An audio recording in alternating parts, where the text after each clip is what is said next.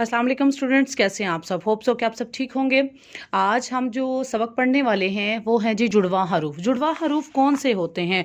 हम में से अक्सर हम दो हरूफ को आपस में मिला के जो लफ्ज़ बना देते हैं हम उसे जुड़वा हरूफ कहते हैं, बल्कि ऐसा नहीं है। जुड़वा हरूफ बिल्कुल हरूफ तहजी के अंदर ही फैमिली वाइज हरूफ बनते हैं, जैसा कि बे की फैमिली है, दाल की फैमिली है, रे की फैमिली है।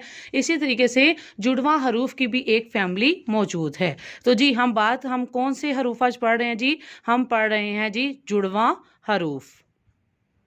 जुड़वा हरूफ कौन से होते हैं? वो हरूफ जो बिल्कुल एक जैसे शक्ल में होते हैं, सिर्फ नुक्तों की वजह से उनको अलग हम करते हैं, जैसा कि सीन और शीन। अब आगे चल के मैं आपको बताऊंगी कि इनको जुड़वा हरूफ क्यों कहा जाता है। सौद, ज़ौद, तो ज़ा, आइन, गैन, फे, कॉफ। जी, अब यहां तक ये हमारे जुड़वा हरूफ हैं। काफ और गाफ।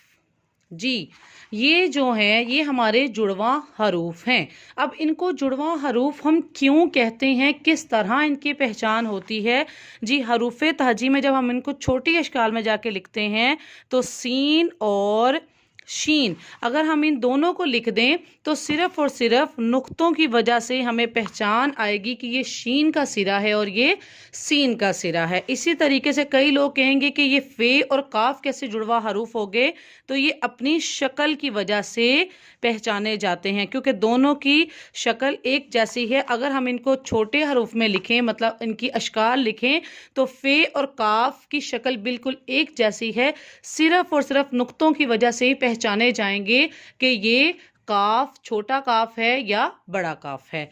आपको होप सो कि जुड़वा हरूफ की बहुत अच्छे से समझ आ चुकी होगी। कहीं से ना समझ आई हो तो आप मेरे से कमेंट सेक्शन में पूछ सकते हैं। नेक्स्ट टॉपिक के साथ, नए लेसन के साथ इंशाल्लाह नई वीडियो में मिलते हैं। अल्लाह हाफिज़।